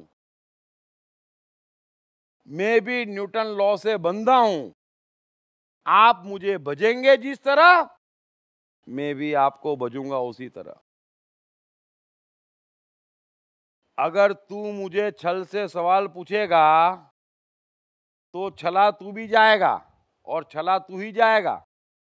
अगर तू मुझ पे शंका करेगा तो मेरा कुछ बनना बिगड़ना नहीं। कृष्ण अपनी साइकोलॉजी भी बता रहे, परमात्मा की साइकोलॉजी भी बता रहे, और कृष्ण जीवन भर इसी साइकोलॉजी में जिए हैं। तो जिन्होंने कृष्ण को जैसे भजा है, कृष्ण यानी सर्व, है ना। कृष्ण यानी कृष्ण का शरीर नहीं, है ना। कृष्ण के शरीर को किसी ने सताया, अपमान किया, उससे कृष्ण कुछ लेना देना नहीं, क्योंकि कृष्ण भी हमारे और आप में एक है। उनका शरीर और हमारे शरीर में भेद नहीं है कि कृष्ण के शरीर के दुश्मन के कृष्ण दुश्मन हो जाए, ये हम लोग होते। लेकिन जो सर्व का दुश्मन है, तो कृष्ण कह रहे कि समझ लेना, परमात्मा यहां सर्व की रक्षा करने को है और सर्व के साथ है। ये विज्ञान आप समझ लेना। और जब भी आप सर्व के साथ होते या सर्व की सोचते, वो पूरी कुदरत की शक्ति आपके साथ होती। आप ये मत पूछना कि अनपढ़ एडिसन इतने आविष्कार क्यों कर गया, क्योंकि वो सर्व के साथ था, सर्व का उद्धार करने में लगा था। आविष्कार तो क्या चीज है, सर्व के साथ लगोगे कुछ भी मिलेगा, जितना मांगते हो उतना मिलेगा, ज्ञान मिलेगा, शक्ति मिलेगी। तो कृष्ण कह रहे हैं लेकिन एक सिद्धांत है, और मैं भी फंसा हुआ हूं अर्जुन, मैं सब कुछ हूं, ईश्वरों का ईश्वर हूं, सबके भीतर बैठा ईश्वर हूं, मेरे कर्म भी अलौकिक, सब मुझे ही प्राप्त होते हैं। लेकिन जो भक्त मुझे जैसे बसते हैं, यानी कोई भी मनुष्य सर्व के साथ जैसा व्यवहार करता है वैसा ही व्यवहार उसके साथ मैं करने के लिए बंधा हुआ हूं। कोई लिबर्टी इसमें मुझे भी नहीं है, बड़े ध्यान से समझ लेना। इसलिए कृष्ण का पूरी गीता में जोर स्व और सर्व पे है कि वहां से ध्यान हटा नहीं, कि मेरे चक्कर में मनुष्य फंसा नहीं, है ना। जैसे ही आपसे सर्व को नुकसान होगा, कृष्ण कह रहे कि हाथों हाथ मैं उसके जीवन में नुकसान पहुंचा देता, मैं बंधा हुआ हूं। अब इसमें कई चीजें स्पष्ट होती है। श्लोक एक बार फिर सुन लेना। कृष्ण कह रहे हैं कि हे अर्जुन, जो भक्त मुझे जिस प्रकार भजते हैं मैं भी उनको उसी प्रकार भजता हूं।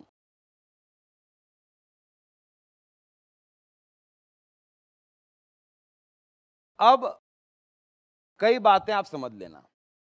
इसका सीधा अर्थ यह हुआ कि परमात्मा आईना है ना, और कृष्ण को आप देखेंगे या जो भी सर्व में स्थित है वो एक आईना है, उसका अस्तित्व बचा ही नहीं, अब वो सर्व हो गया।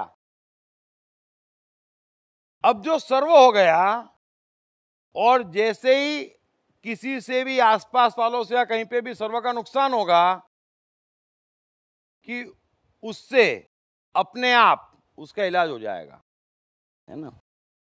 अब कोई कृष्ण से ये नहीं कह सकता, यह नहीं पूछ सकता कि आपने हमें क्यों मारा। कोई कृष्ण से ये नहीं कह सकता कि आप महाभारत क्यों करवा रहे, यादवास्थली क्यों करवाई।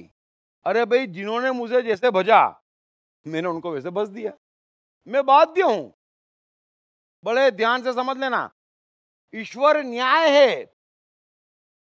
आप जिस तरीके से भी सर्व को भजते हैं, भजना मतलब कृष्ण को भजना नहीं, वो तो 80 करोड़ लोग भज रहे हैं, उससे कुछ हुआ नहीं किसी का। ऑटोमेटिक हमारे जीवन में उसका भुगतना पड़ रहा है। इसका अर्थ समझें कि जो भी ये कहता, बड़े अच्छे समझ लेना कि क्षमा, क्षमा शब्द ही नहीं है अस्तित्व में। यहां न्याय है, क्षमा शब्द ही नहीं है, और क्षमा है ही नहीं जब हमने गड़बड़ की सर्व के साथ, कि हमारे जीवन में गड़बड़ हुई हाथों हाथ। क्षमा का सवाल नहीं है, और जब क्षमा का सवाल ही नहीं है तो किसको कोई पूज सकता और कैसे पूज सकता। बड़े ध्यान से समझ लेना, जो कृष्ण कह रहे हो समझ लेना कि जो भक्त मुझे जैसे पूजता है मैं भी उसे वैसे ही भजता हूं। कृष्ण की पूरी गीता में या कबीर में आप ढूंढ के लाइए, कबीर का ये दोहा है, और इस दोहे के अनुसार मुझे कुछ आसरा है, आश्वासन है, मंत्र है, कोई धार्मिक क्रिया है, संभव ही नहीं है। आपने जो कर लिया उसका आपको भुगतना है, ये परमात्मा का नियम है। ये बीच की जितनी भी विधियां हैं ये गड़बड़ कर रही है। अगर ये नियम है तो सीधी बात ये हुई कि मैं अपना परमात्मा खुद हूं। अगर मैं अपना परमात्मा हूं तो मैं कैसे किसी और परमात्मा को पूछ सकता। कहां आश्रय मांगता, परमात्मा आश्रय मांगता कि अंगूठी दे दो बाबा, कोई मंत्र दे दो, मेरे पाप धो दो। धुलने वाले नहीं है, ये सब दुकानों की बातें हैं। और यही कारण है कि 5000 वर्ष में जितने भी व्यक्ति सफल हुए, महान हुए, अधिकांश परम नास्तिक थे। नास्तिक का अर्थ ही यह है कि मेरे भीतर परमात्मा, मेरी जवाबदारी मैं उठाता, गलती करूंगा चालन बनेगा। ऊपर वाला जज हमारे जज जैसा नहीं है। इसलिए कृष्ण स्पष्ट कह रहे हैं कि मैं नियम से बंधा हूं। आप ये मत सोचना कि आप गड़बड़ कर देंगे फिर हिमालय बैठ जाएंगे तो आपका चालन नहीं कटेगा, डबल चालन कटेगा। एक जो करा उसका और एक हिमालय पे बैठने का, और वो कट रहा है सबका। मैं आपसे बड़ी अच्छी साइकोलॉजी कह रहा हूं जो कृष्ण कह रहे हैं कि क्षमा है ही नहीं। किस बात की क्षमा? अरे हम मनुष्य हैं, हमने बेहोशी में कर्म करा है, हमें भुगतना पड़ेगा। और कोशिश कर लें, है ना, कोशिश कर लें। आप भगवान के सामने दिया जलाते, या कोई कुछ भी करता या कितनी भी पवित्र चीज होती, तो क्या वो अपनी साइकोलॉजी बदलती? अरे दिया भी आगे, अग्नि भी आगे और गैस भी आगे, आप किसी में भी हाथ डालो बराबरी पे जलेगा। क्षमा नहीं है, यहां कोई अपनी साइकोलॉजी बदलने वाला नहीं है, वो होने वाला भी नहीं है। और सबसे बड़ी बात जो कृष्ण कह रहे हैं, समझना जरा, ये मत कहना कृष्ण बुद्ध क्राइस्ट कबीर हमको नास्तिक बनाते। वो नास्तिक नहीं बना रहे, आपकी नास्तिक की परिभाषा गलत है। नास्तिक का अर्थ आप ये निकालते कि जो भगवान में नहीं मानता। नास्तिक का अर्थ वो नहीं है। नास्तिक का अर्थ है जो अपने भीतर बैठे ईश्वर के अलावा किसी में नहीं मानता।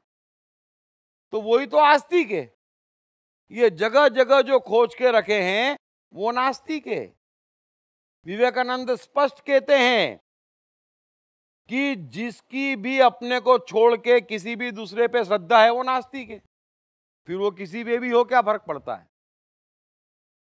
और बच नहीं सकते, भुगतना पड़ रहा है।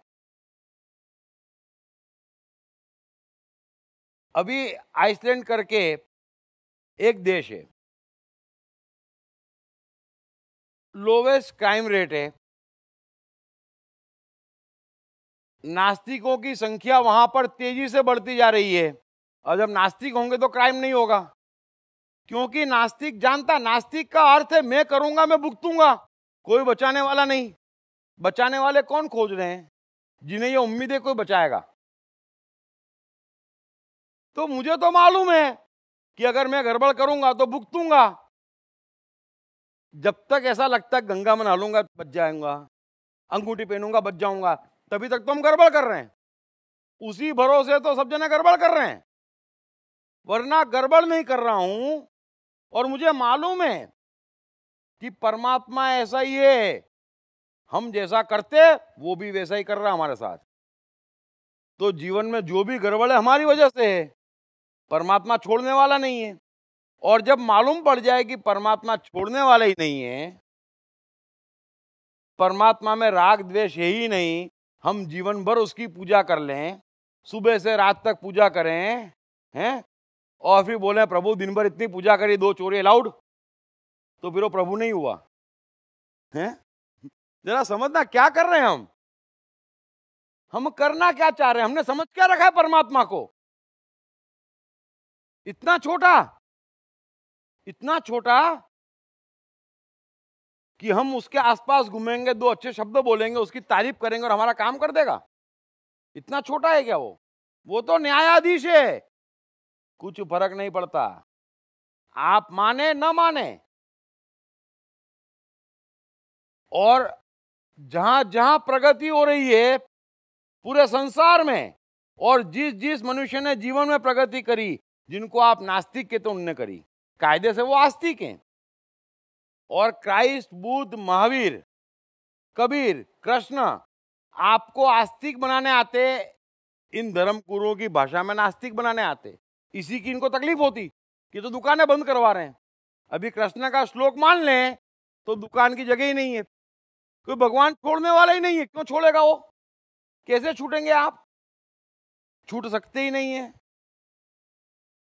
होश बढ़ा सकते कि गड़बड़ ना करें, गड़बड़ कर ली काम खलास, कुछ भी छूटने वाला नहीं है। यहां न्याय है।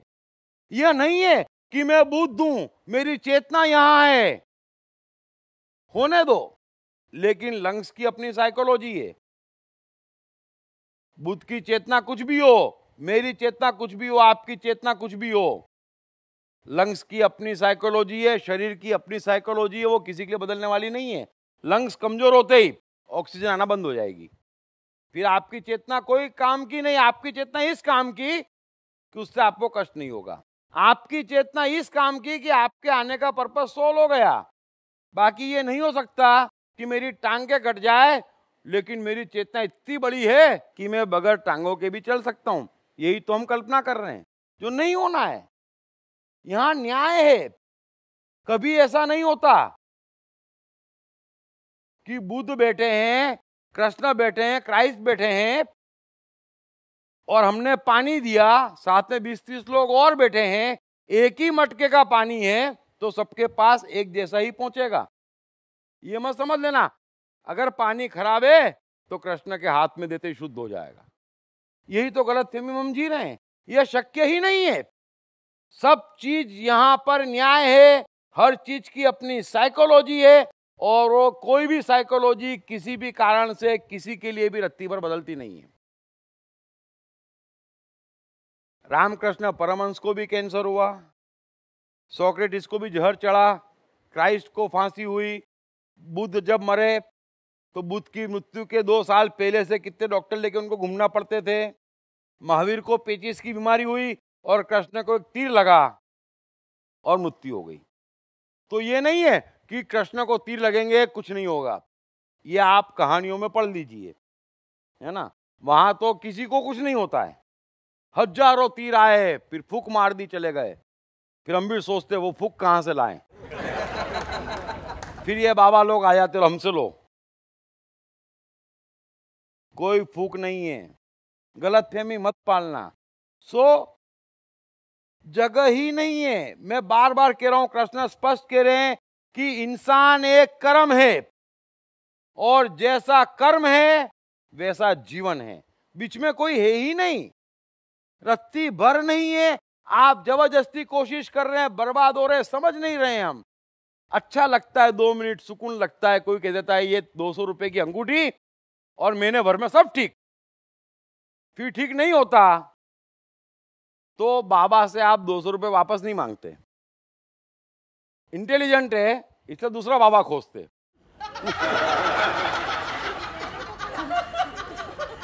नहीं। और फिर मनुष्यों के इससे बड़ी बेईमानी नहीं हो सकती कि मैंने कुछ गलती करी है और उसका नुकसान मुझे ना पहुंचे। ये तो बेईमानी हो गई। ऐसा मनुष्य मनुष्य कहलाने के लायक ही नहीं है। चलो आपने गलती करी, उसका आप नहीं भुगतना चाहते तो आपने कुछ अच्छा किया उसका भी मत भुगतो, है कि मैंने कमाया लेकिन नहीं वापरूंगा।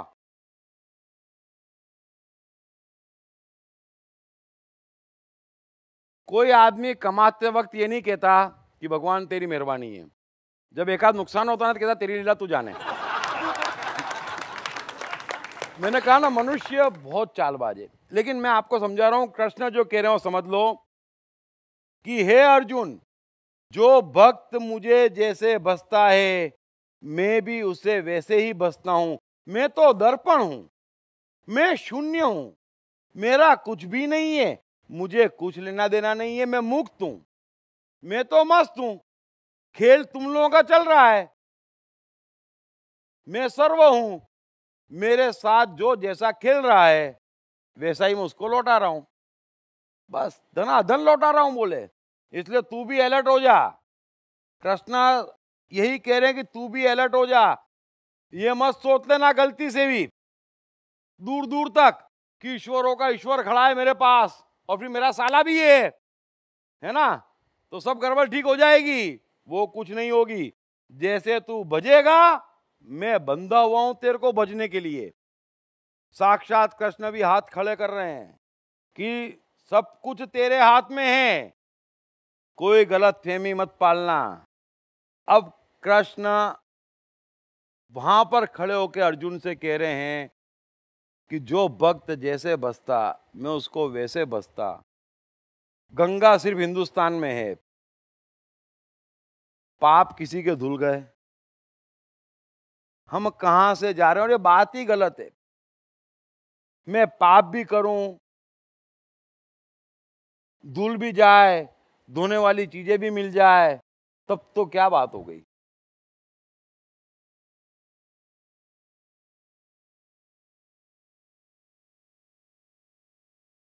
सो कृष्ण कह रहे हैं कि जो भक्त मुझे जिस प्रकार भजते अर्जुन तू समझ ले, मैं भी उनको उसी प्रकार भजता हूं, क्योंकि मैं भी अपनी साइकोलॉजी से बाध्य हूं। चाहे कुछ भी कर लो आप, कितना ही पटा लो कृष्ण को, बुद्ध को, क्राइस्ट को, अगर वो आपकी पटाई में आ जाए तो आप में और उनमें कोई फर्क नहीं है ना। उनको भी पटाया जा सके, चापलूसी से खुश हो जाए। जरा कल्पना तो करें, हम कल्पना क्या कर रहे हैं कि भगवान की कल्पना हमने ये कर रखी है कि थोड़ी चापलूसी करेंगे वो खुश हो जाएगा। अरे भाई, हमारे उनमें कुछ तो भेद रहने दो। फिर आप कहते हैं नास्तिक क्या क्या क्या कहते हैं भगवान को, क्रोधित हो जाएंगे। अच्छा, उनकी इज्जत इतनी छोटी नहीं है किसी कहने से क्रोधित हो जाएंगे। ये हमारी आपकी इज्जत नहीं है, ये हम और आप नहीं है डावाडोल।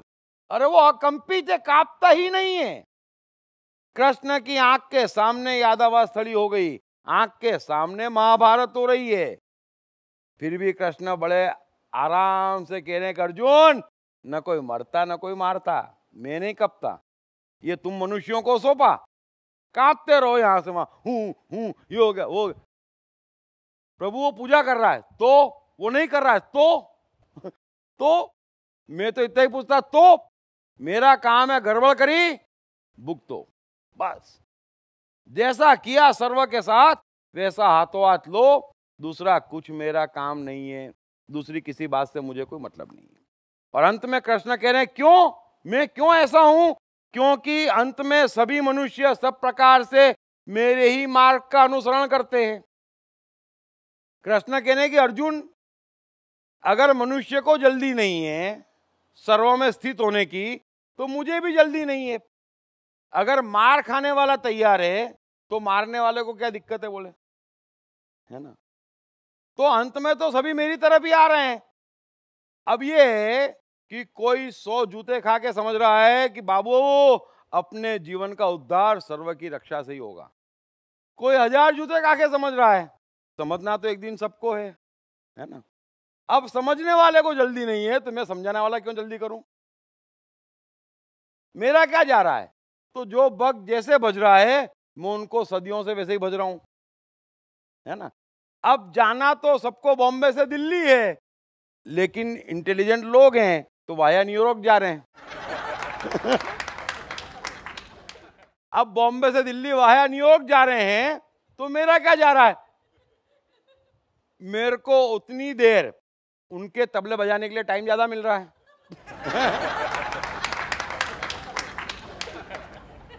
कृष्ण इसी अंदाज में अर्जुन से कह रहे हैं कि हे अर्जुन, जो भक्त मुझे जैसे बसता है मैं भी उसको वैसे ही बसता हूं, क्योंकि अंत में तो सभी प्रकार से सभी मनुष्य मेरे ही मार्ग का अनुसरण करते हैं। या तो वो सर्व की तरफ आते हैं, है ना, या मार खाका के सोचने में मजबूर होते हैं कि कुछ करना पड़ेगा, पीछे जाए आगे जाए, आना तो मेरी तरफ ही पड़ेगा, क्योंकि राह ही है कि यहां पर स्वार्थ की राह है ही नहीं, कोई किसी से अलग नहीं है, मैं ही सबके भीतर बैठा हूं, है, तो मैं कैसे पक्षपात कर सकता हूं, है कि ये तो कृष्ण की पूजा कर रहे हैं,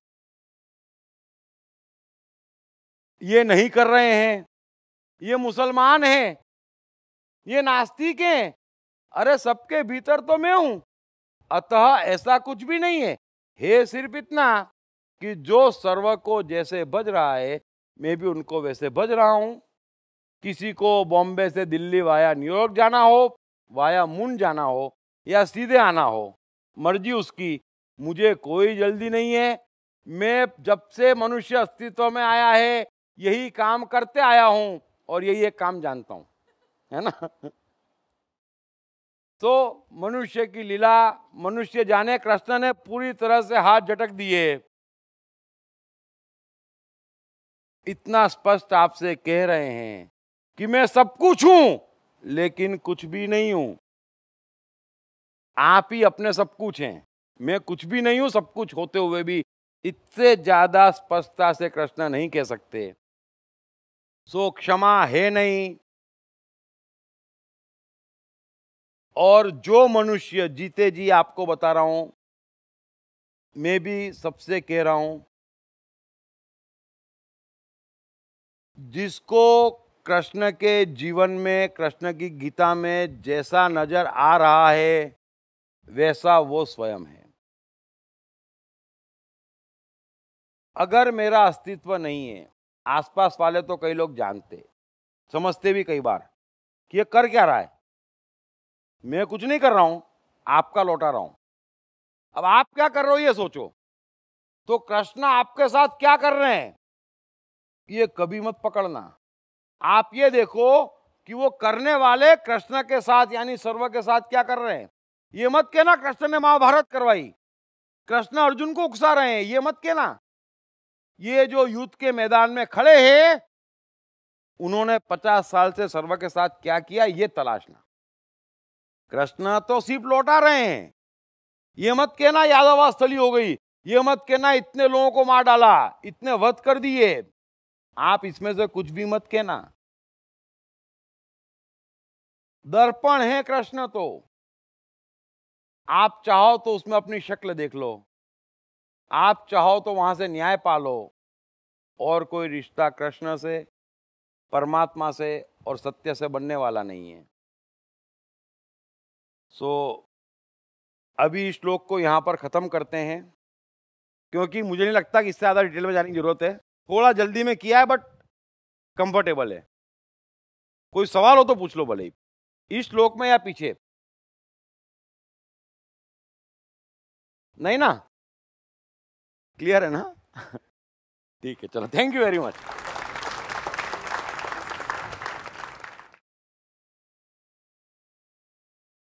पढ़िए बेस्टसेलर मैं मन हूं के लेखक दीप त्रिवेदी द्वारा सीक्रेट सीरीज के अंतर्गत लिखित किताबें भाग्य के रहस्य, आत्मा के रहस्य, सफलता के रहस्य, साइकोलॉजी के रहस्य, जीवन के रहस्य, प्रेम के रहस्य, प्रकृति के रहस्य, ऑटोमेशन के रहस्य, रिश्तों के रहस्य, अहंकार के रहस्य, समय के रहस्य, मन के रहस्य। ये किताब अंग्रेजी, हिंदी, मराठी तथा गुजराती में एक साथ atmanestore.com पर भी उपलब्ध है। कृष्ण का बचपन कैसा गुजरा? कृष्ण राधा का प्यार क्या था? कृष्ण ने कितने विवाह किए? कृष्ण की चाइल्ड साइकोलॉजी क्या थी? कृष्ण ने ग्वाले से द्वारकाधीश तक का सफर कैसे तय किया? ये यादव स्थली क्या है? इन तमाम सवालों के जवाब जानिए। दीप त्रिवेदी द्वारा लिखित किताब मैं कृष्ण हूँ। ये किताब कृष्ण के संपूर्ण जीवन पर रिसर्च करने के बाद दीप त्रिवेदी द्वारा कुछ इस साइकोलॉजिकल अंदाज में सिलसिलेवार रूप से लिखी गई है कि जिसे पढ़ते पढ़ते आपका जीवन भी बदलता चला जाएगा। मैं कृष्ण हूँ। ये किताब अंग्रेजी, हिंदी, मराठी तथा गुजराती में एक साथ atmanestore.com साथ ही सभी प्रमुख ई-कॉमर्स साइट्स पर भी उपलब्ध है। दीप त्रिवेदी की मनुष्य के जीवन और उसकी साइकोलॉजी पर एक गहरी पकड़ है। मनुष्य जीवन के विभिन्न पहलुओं पर सर्वाधिक चर्चा करने का रिकॉर्ड भी उन्हीं के नाम पर है। मनुष्य जीवन का ऐसा कोई पहलू नहीं जिस पर उन्होंने खुलकर चर्चा ना की हो, जैसे कि path of life, personality, complex, guilt, love, expectation, partiality, acceptance, fear, hypocrisy, creativity, wealth, who is God, concentration, confusion, power of transformation, joy and success, mind and brain, day sleep, natural intelligence, change your future, ego, non-violence, freedom तथा दीप talks ताओ ते चिंग के अंतर्गत दीप त्रिवेदी द्वारा मशहूर Chinese philosopher लाओ त्से के महान सूत्रों पर चर्चा, परिचय, समय, मन, सफलता, संकट, धर्म, राजनीति और दीप टॉक्स भगवत गीता के अंतर्गत जीवन की किसी भी समस्या से निपटने के लिए दीप त्रिवेदी द्वारा भगवत गीता के संपूर्ण 18 अध्याय पर चर्चा। आप ये तमाम डीवीडीज और सीडी सुनकर अपना और अपने परिवार का जीवन बदल सकते हैं। ये तमाम डीवीडीज और सीडीज आत्मन ई स्टोर तथा अन्य सभी ई कॉमर्स साइट्स पर उपलब्ध हैं। हर बच्चे में सफल और महान बनने की संभावना छिपी होती है। सवाल बच्चे द्वारा अपनी प्रतिभा को निखारने का तथा सही परवरिश पाने का ही होता है। दीप त्रिवेदी द्वारा लिखित रोचक ग्राफिक बुक्स पढ़िए, the story of Thomas Edison, अनपढ़ एडिसन के महान वैज्ञानिक बनने की दास्तान। नॉटिनेस टू ग्रेटनेस, स्टीव से स्टीव जॉब्स बनने की कहानी। हॉटी टू डॉन्टी, चाइल्ड साइकोलॉजी समझने हेतु शेर के बच्चे की कहानी। ना सिर्फ बच्चों बल्कि हर माता पिता व टीचर के लिए भी आवश्यक ग्राफिक बुक्स, हिंदी तथा अंग्रेजी में आत्मन ई स्टोर तथा अन्य सभी ई कॉमर्स साइट्स पर उपलब्ध।